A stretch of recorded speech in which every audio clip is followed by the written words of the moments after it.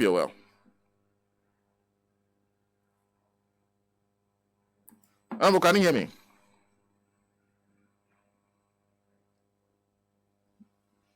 Hello, Honorable.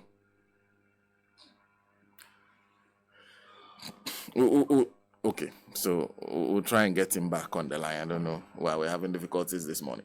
So we'll try and get him back on the line. But there's one other person who has been speaking. That's the Attorney General. As far as I'm concerned, in every facet of national life, the MVP government has outperformed the NDC. Even speaking about my own ministry, when I assumed the mantle as Attorney General in 2021, the ministry had the Legal Aid Commission, which is under my ministry, had only 4 vehicles. The last of which was acquired in 2006. There's another institution called Council for Law Reporting. They had only 2 vehicles. The last of which was acquired in 2008, and all of it within MVP time. In 2020, we'll come back to this. We are now joining. We're joining in by Honorable Seth Terkper. Thank you very much for your time. Good morning to you. Good morning. And good morning to your listeners. It's been quite a while. I hope you're well. I'm doing well. Yes, doing well. Well, I'm sure you listened to the Finance Minister, Dr. Amin Anta, speak. The record of your government came up on many. In fact, when he was talking about the IMF, industry growth in general, he was comparing to what happened under former President John Dramani Mahama. What is your response to what he said? I think he said in 2 parts. First of all, he said our record under the ECF, which they took over from 2015, and that we did not meet all the criteria. I don't know what he's talking about. But yes, when you can't meet every single criteria in a country. And so normally when you go to the board, if you had, let's say, gift list. So when we're implementing gift list, which was our own policy that we put in the scheme, it wasn't imposed on us. Or the revenue outcomes, which we were doing, it wasn't imposed on us. Compared to they now being asked to adhere to gift list and to all those things. The contract database for contractors to compile all their contracts and know how much government owes them. Those are things we had done ourselves. And because they are donor funded, sometimes you cannot meet all the conditions, right? So that when you go to the board and they give you time, that's what we call a waiver. But I'm surprised that he's saying this because he's the government since Dr. Butch's time. If you can go to ERP, SAP, I can't recollect, but you may just maybe recollect a couple of times when board meeting has been postponed. In the case of Ghana, board meetings was postponed even for the approval of the program itself. Board meetings were postponed for first review. Board meeting has been postponed for this second review based on countries telling the IMF that because of conditions so and so, because of Ghana OCS and all that, you know, we want you to defer the meeting, you know, of the board. It has happened. It's the 3rd time. This meeting that has now is supposed to come on in the next few days was supposed to, if you look at the program, was supposed to come on in May.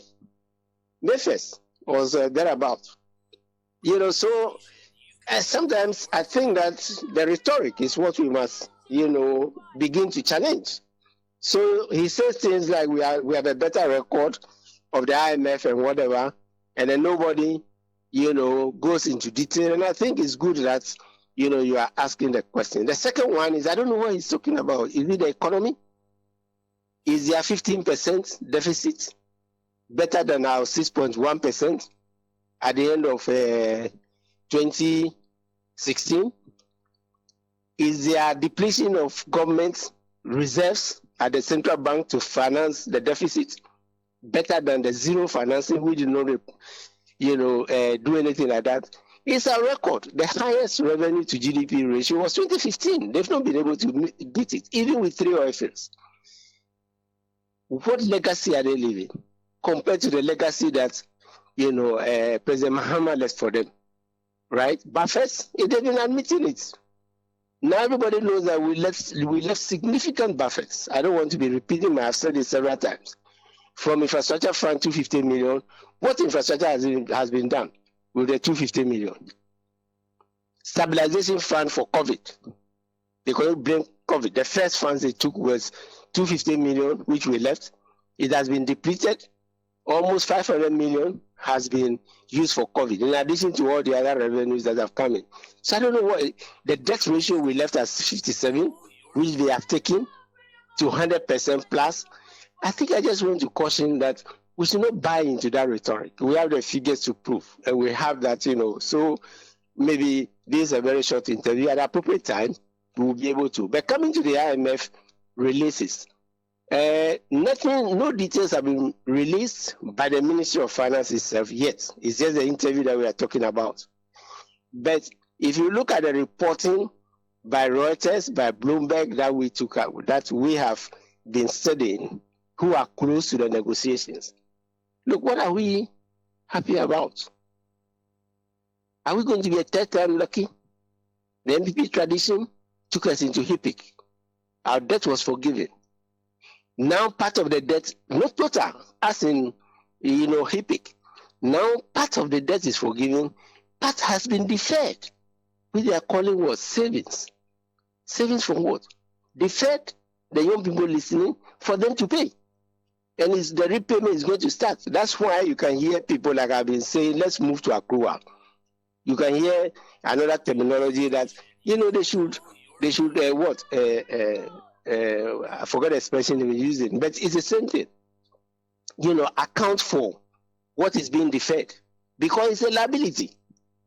And it's being deferred to another, the next government, another generation. Part of the deferral is to start from 2026, 2027, and 2028.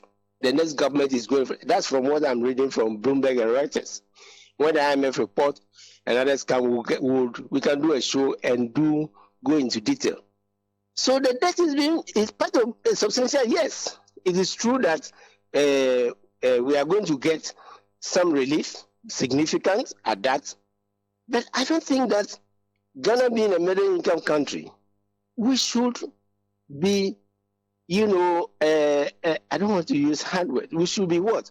Telling our people that this is such a good thing that has happened to us as a middle income country. 3 oil fields, you've defaulted. You've defaulted on payments in our history. Even when Achambo said eventually we paid. But we have defaulted. Domestic citizens who invested in our domestic market, which every country does, we couldn't pay them. We defaulted, took haircut. Now we are being told the externals also took a haircut. Is that what we are happy about as a nation? And as Ghana? I'm saying that because Ghana shouldn't be in that category at all. Ghana is not a lower middle income country. We should be aiming like Botswana and the rest to be an upper middle income country. We have reached progress. And we are saying we are going to beat the IMF. We are going to beat the NDC with this type of record. I think this time we are very alert and we'll dissect the issues, so that the rhetoric is not what wins the day. It is the record. And the record is what I'm pointing out to. And Mahama's record is open. Sorry, President Mahama's record is open. It has been dissected. There's been a lot of lies around it. Now everybody knows.